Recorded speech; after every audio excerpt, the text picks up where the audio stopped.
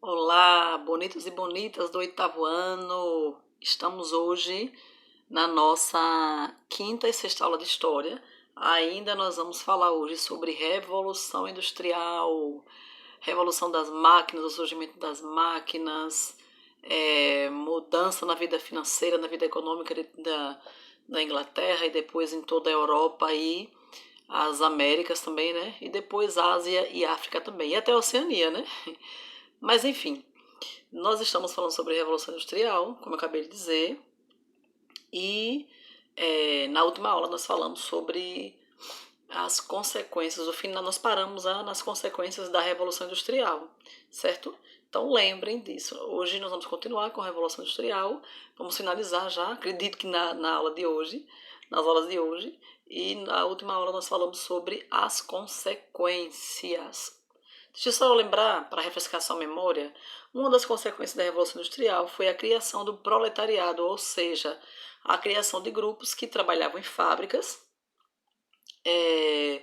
Esses grupos também eram operários, e daí surge então esse proletariado. E também nós vamos ter outras consequências, né, gente?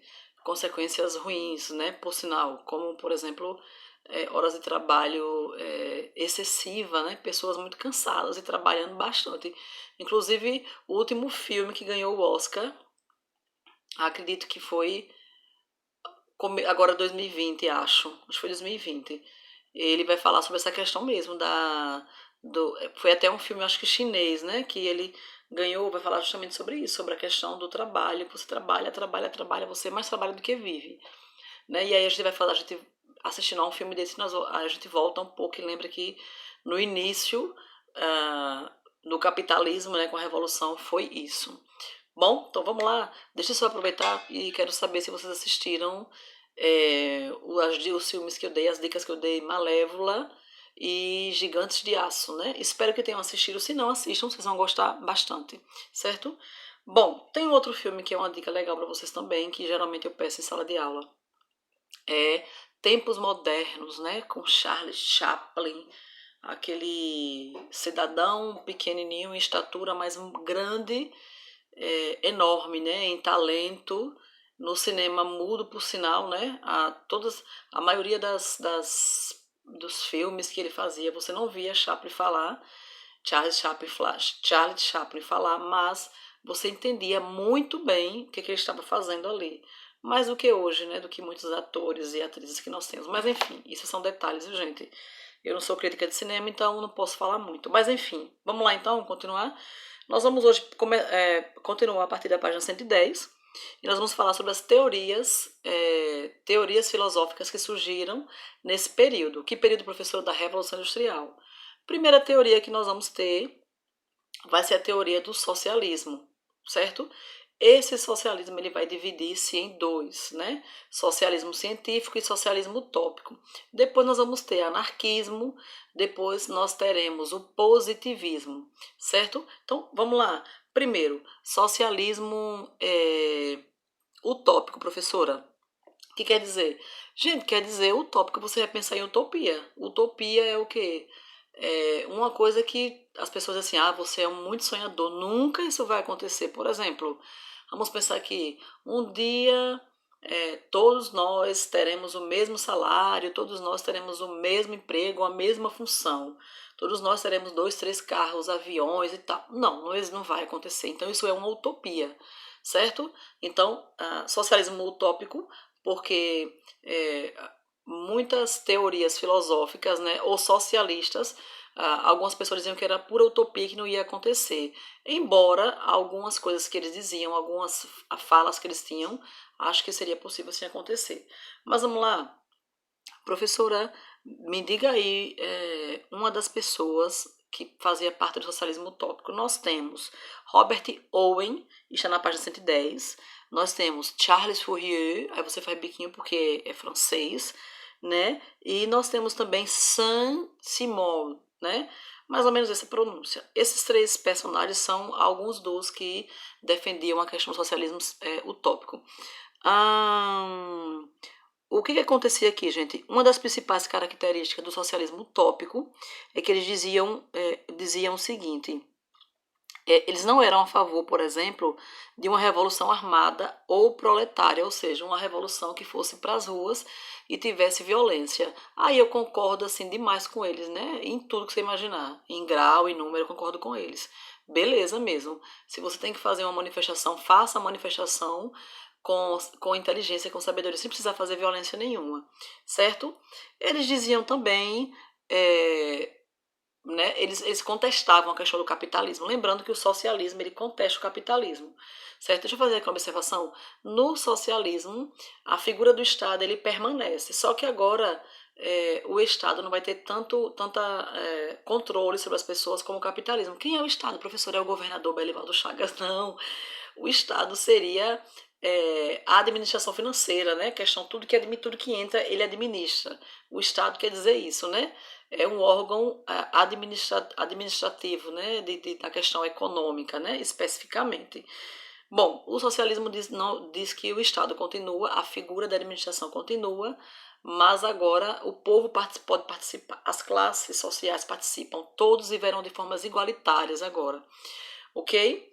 Bom, ah, no socialismo científico, nós vamos ter, então, algumas pessoas que são referências, né, como quem? Karl Marx e Friedrich Engels. Tem outros também, mas esses são os principais. Esses dois caras vão defender o socialismo científico. Como é que se fundamenta, professora? O socialismo científico está em cima de quê? Ele nasceu como? Baseado em quê? É baseado no sentido de pesquisa, de estudo. Ele vai estudar as bases do capitalismo e vai falar, bom, o capitalismo é ruim por isso e é bom por causa disso. E aí eles vão dizer o que nós podemos, por exemplo, tirar do capitalismo. Por que a gente não pode aceitar o capitalismo? Então, no socialismo científico há uma pesquisa, um estudo dessas pessoas aí. Inclusive há muitos livros falando sobre isso, inclusive sobre Karl Marx e Friedrich Engels, tá? Qual é a crítica que havia dos filósofos ou teóricos do socialismo científico para os socialistas utópicos? É que eles diziam assim, né, os socialistas científicos falavam assim, que nada, os caras lá do socialismo utópico, eles são meio, né, são sem noção, porque como é que você vai querer trazer uma ideia diferente se você não pesquisa, se você não estuda? Então eles faziam essa crítica. E dizia também assim, eles são muito utópicos, claro que, né, utopia é só mesmo no mundo dos sonhos, né, da Alice no País das Maravilhas ou no Fantástico Mundo de Bob, né? Então eles faziam essa crítica. Então, vamos lá diferenciar socialismo científico, ele trabalhava com a questão de estudo, de pesquisa, ia lá na base. Já o utópico, ele não tinha tanto essa questão de pesquisa e estudo, ele tinha as ideias, colocava em prática, mas não se fundamentava tanto na questão de estudos. Pelo menos é a crítica dos socialistas científicos. A outra característica, professora, do socialismo utópico é que eles diziam que não precisava ter violência, né? Do proletariado, por exemplo. No científico, você vai ter algumas coisas, como, por exemplo, olha, as características. Teoria da mais-valia, que demonstra a maneira pela qual o trabalhador é explorado na produção capitalista. A teoria da luta de classes, né? Karl Marx e Friedrich Engels defendiam muito essa questão das classes, né? Do operariado, né? Enfim, e também não concordava, nem ele, nem o científico, nem o capital, nem o utópico, principalmente o científico, na questão de propriedades privadas, tá? Bom, socialismo científico e utópico. Saindo daqui, a gente vai lá para o anarquismo. O que é o anarquismo? O anarquismo vem da palavra anarcos. É uma palavra de termo grego e que quer dizer sem governo. Né? Aí eles fazem uma observação e dizem assim, olha, o sem governo não quer dizer que é uma coisa de baderna, sem respeito a ninguém. É que nós não queremos nenhuma liderança governamental. Acreditamos que não precisamos de líderes. Nós mesmos, entre as pessoas, entre os grupos, nós resolveremos nossas questões, sem precisar de uma figura de uma liderança. Certo? Inclusive tem uma minissérie, um filme até brasileiro, chamado Anarquistas, graças a Deus. Né? Enfim, quem é o personagem, professor, é o cara que vai trazer, fazer surgir o anarquismo, né? É Mikhail Bakunin, né? É um idealista, né? Filósofo russo, ele vem com essa ideologia, tá bom? A questão do anarquismo, que quer dizer sem governo, não concorda com liderança política nenhuma. Gente, isso é em base, em tese, certo? Deixa eu ver mais. Depois do anarquismo, eu já estou na página 112, tá? Você vai ter o positivismo com Augusto Comte, que ele vai dizer assim, no positivismo, quanto mais o homem trabalha, o homem estuda, quanto mais ele tem conhecimento, mais ele se torna próspero e feliz. Então, ele é realizado. Isso é no positivismo, com Augusto Comte, tá? E todas essas figuras aí vão trazer algumas ideias legais que eu, particularmente, Isabela de Oliveira, concordo e outras eu não concordo. Tá, gente? Então, veja só, deixa eu só recapitular. Nós temos socialismo, são ideias socialistas ou teorias que vão surgir nessa questão da Revolução Industrial contra o capitalismo. Não é que eles odiavam o dinheiro, não. É que eles pensavam, por exemplo, que não era mais importante o lucro, né? As pessoas seriam mais importantes, por exemplo. Então nós temos o quê? Socialismo científico, socialismo utópico, nós temos o anarquismo e nós temos o positivismo, tá bom? Então, os caras do anarquismo, quem era? Mikhail Bakunin. Depois você tem, no positivismo, você tem Augusto Comte.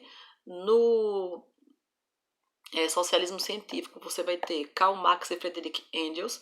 E no socialismo utópico, você vai ter Charles Fourier, como eu disse, fazendo biquinho, Robert Owen e Saint-Simon. Mais ou menos isso, tá bom?